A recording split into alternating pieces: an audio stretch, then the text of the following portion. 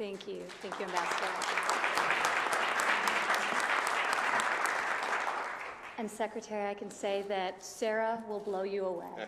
What she's been able to do over the last decade to go from a small business and with some assistance to an employer of hundreds of women that she teaches the skills to, and now is the country's largest exporter of woven textiles. So really an amazing story. And really thank you just for being here and for supporting the dedicated men and women of the State Department and for your leadership in forging a legacy of bold diplomacy around the world.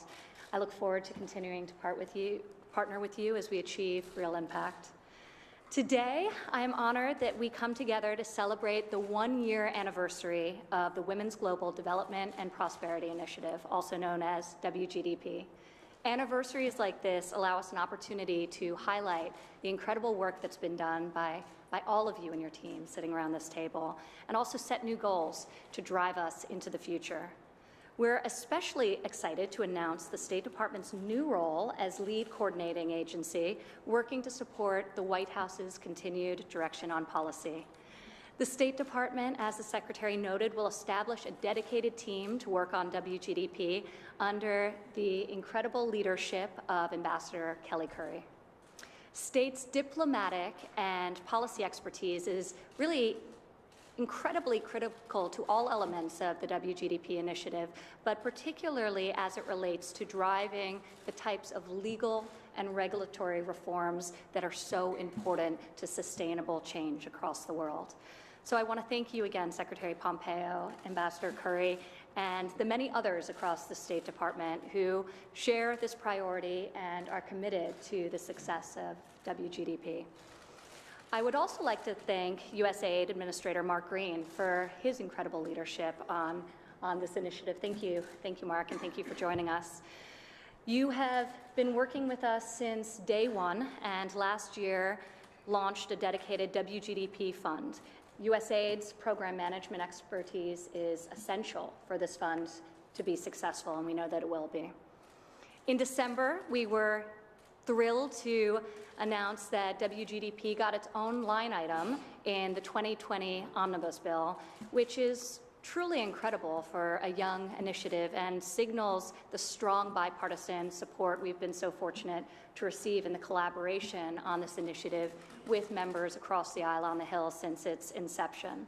This past week, the President reaffirmed his commitment to this initiative in the 2021 budget, which doubles the allocation to WGDP.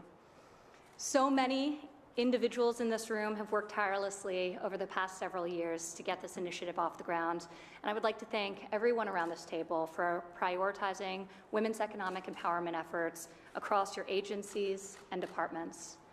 WGDP success relies upon the hard work that you and your teams put forward every day. So thank you all. I also want to recognize and thank Senator Lindsey Graham and Senator Jeanne Shaheen for joining us here today.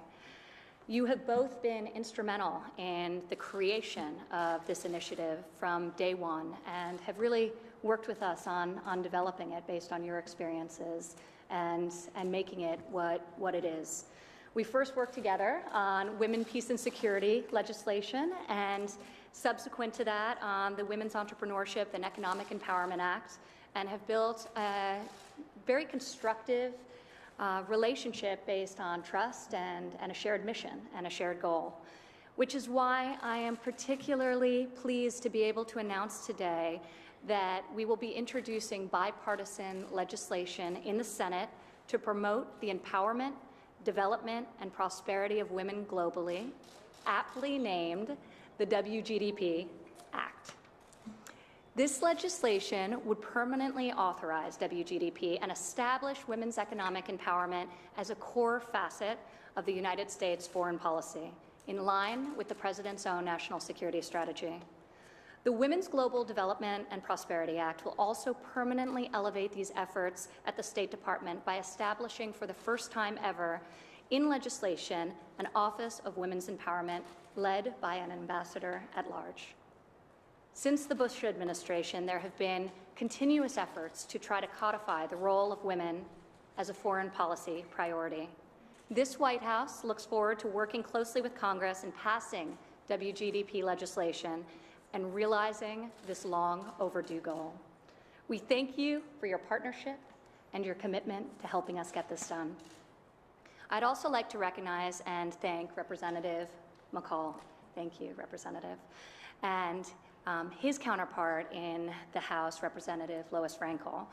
I'm really happy to also be able to announce that under their leadership, they will be introducing a companion bill in the House of Representatives in the coming days. And we thank you again for your steadfast commitment to advancing this work, Representative McCall. Really thank you, and thank you for being here. To put all of this in a little bit of context, last February, the President signed a National Security Presidential Memorandum to officially launch WGDP. WGDP is the first ever all-of-government coordinated approach to women's economic empowerment across the agencies.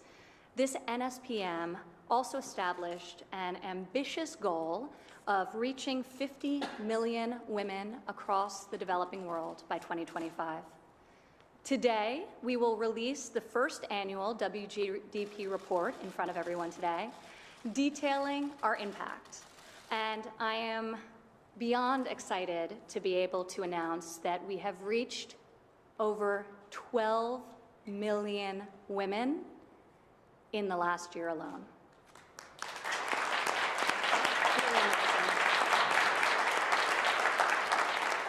All of this through innovative new programs and projects across all three of the WGDP pillars, all of which is itemized in the report.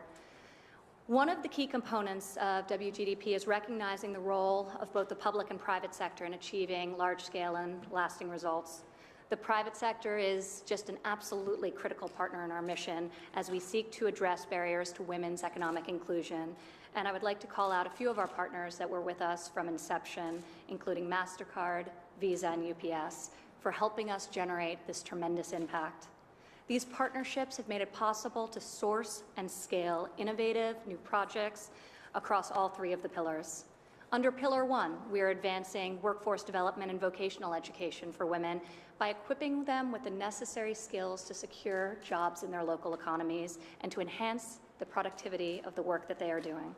We have launched programs like Women Connect, a call for solutions to improve women's participation in everyday life by meaningfully changing the way women and girls access and use technology.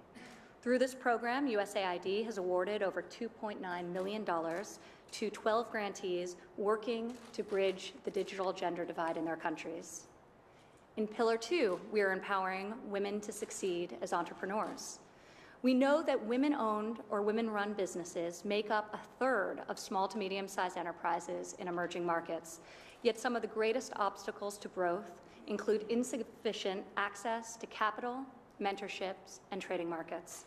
Through initiatives launched by this administration, such as the WGDP 2X Challenge, we galvanize the rest of the G7 nations to join us in committing $3 billion to the world's women. And through the World Bank Women's Entrepreneur Finance Initiative, which the United States was a founding member of, otherwise known as WEFI, we have mobilized more than $2.6 billion to date from 14 separate countries. This weekend, I will travel with Ambassador Curry, World Bank President David Malpass, and IMF Managing Director Kristalina Georgieva to the WEFI Summit in Dubai. With the help of many in this room, we are making historic progress on closing the gender credit gap and empowering women entrepreneurs to create jobs in their communities and growth in their economies. Finally, and very importantly, maybe the most importantly, Pillar 3 recognizes the central role of a legal framework that enables women to thrive by eliminating legal and societal barriers that prevent women from fully participating in the economy. Today, in 90 countries around the world, there are still laws on the books that restrict women's ability to work in the same jobs and sectors as men, oftentimes the predominant industries in those countries and communities. In 75 countries, there's at least one law that prohibits women from owning, managing, or inheriting property. We can and we must address these discriminatory laws and regulations. To that end, Two of the most significant milestones we have seen in WGDP's first year are that the governments of Côte d'Ivoire and Morocco each amended laws to promote women's economic empowerment through addressing women's property and land rights. We commend those governments for making these important and bold reforms. The United States stands eager and ready to work with every country willing to take action to address discriminatory legal and regulatory barriers that hold women back and impede economic progress for all.